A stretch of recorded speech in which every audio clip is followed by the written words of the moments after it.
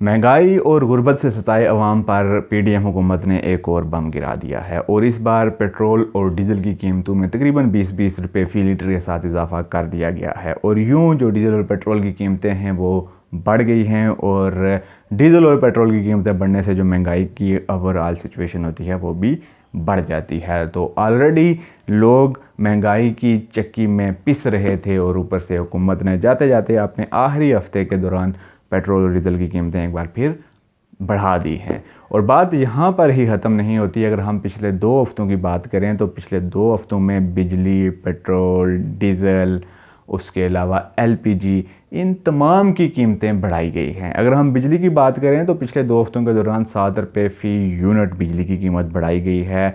LPG की बात करें तो एलपीजी की कीमत गुज़िश्ता रोज़ 23 रुपये और कुछ पैसे 1 किलो के साथ बढ़ा दी गई है। और एलपीजी की कीमत बढ़ाने के ठीक एक दिन के बाद डीज़ल और पेट्रोल की कीमतें भी बढ़ा दी गई हैं। और ये वो सूरत हाल है, ये वो तमाम चीज़ें हैं कि जो महंगाई पर डायरेक्ट असर डालती हैं। महंगाई जब भी होती है, जब भी इस तरह के चीज़ों पर आपके बढ़ा देते हैं कीमतें, तो उसका इफ़ेक्ट जो डेली की ज़रूरत की अशिया होती हैं उस पर भी होता है, क्योंकि ट्रैवल कास्ट पड़ती है। अगर आप खाने पीने की अशिया की बात करें तो उस पर जब पेट्रोल और डीज़ल की कीमतें ज़्यादा होंगी तो उसकी जो ट्रैवल कास्ट है वो भी फिर ज़्यादा होगी। उसकी वजह से जो खाने पीने की अशिया हैं वो भी यकदम रातों रात महंगी हो जाती हैं।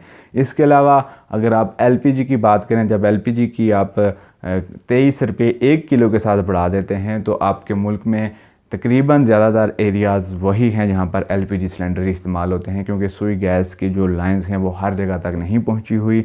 तो घरेलू सार्फिन अक्सर सिलेंडर्स ही यूज़ करते हैं। तो 1 किलो के साथ जब 23 रुपये बढ़ा दिया गया तो उनका जो माहाना खर्च है, जो उनका एक बजट है, वो इससे बड़े बुरे तरीके से डिस्टर्ब होता है। इसी तरीके से अगर हम जब बिजली की कीमतों की बात करते हैं, बिजली की कीमतें जब बढ़ा दी जाती हैं, जो जितने भी फैक्ट्रीज़ चल रही हैं बिजली पर, वो जितने भी प्रोडक्ट्स बनाती हैं, तो ज़ाहिर बात है जो फैक्ट्री ओनर है वो कभी भी अपना नुकसान तो नहीं करेगा। जब उसको ज़्यादा बिजली का बिल पे करना पड़ेगा तो वो डेफ़िनेटली फिर जो उसका एक फ़ाइनल प्रोडक्ट है उस प्रोडक्ट पर जो उसकी कीमत है उसमें इंक्रीमेंट लगाएगा और सारा वज़न है, सारा जो बोझ होगा वो फिर उस प्रोडक्ट को ख़रीदने वालों पर जाकर पड़ेगा। तो कहने का मतलब ये है कि जिस भी चीज़ की प्राइस हुकूमत बढ़ाती है तो उसका जो डायरेक्ट इफ़ेक्ट होता है वो एक आम आदमी पर होता है। अगर बिजली महंगी हुई तो उसका भी इफ़ेक्ट आम आदमी पर होता है, एलपीजी का इफ़ेक्ट आम आदमी पर होता है।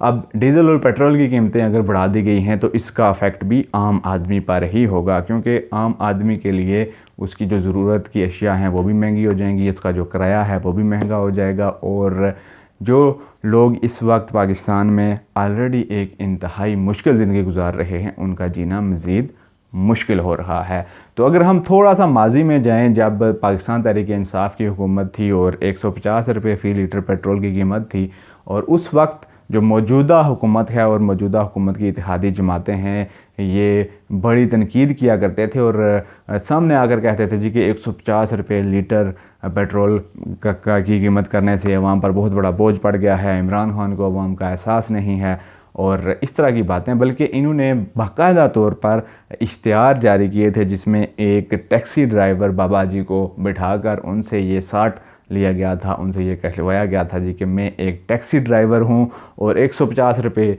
लीटर पेट्रोल ख़रीद कर मैं अगर अपनी गाड़ी में डालूँगा तो फिर मैं अपने बच्चों का रिज़्क कहाँ से कमाऊँगा, कैसे कमाऊँगा।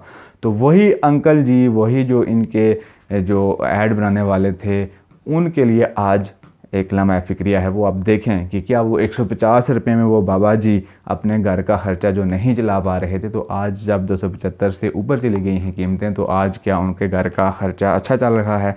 क्या वो अपने बीवी बच्चों को अच्छे तरीके से खाना खिला रहे हैं? क्या वो अपने घर का किराया दे पा रहे हैं? क्या वो अपने बच्चों की फ़ीसें अदा कर रहे हैं? नहीं, हरगिज़ नहीं।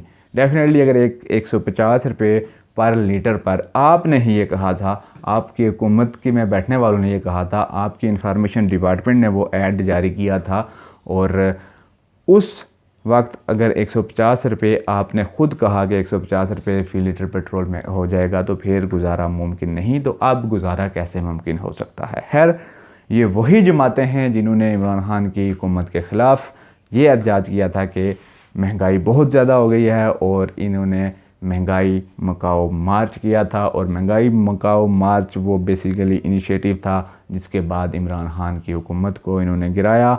और फिर महंगाई मकाओ मार्च के नाम पर आने वाली हुकूमतों ने पाकिस्तान के अंदर तारीख साज महंगाई कर दी है। और अब जबकि आखिरी दिन चल रहे हैं हुकूमत के, तो एक बार फिर डीजल और पेट्रोल की कीमतें बढ़ाकर अवाम पर एक और बोझ डाल दिया गया है।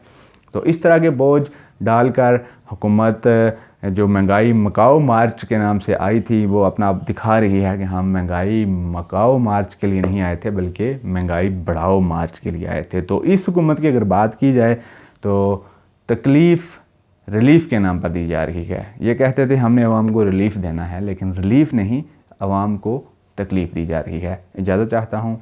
अल्लाह हाफिज़।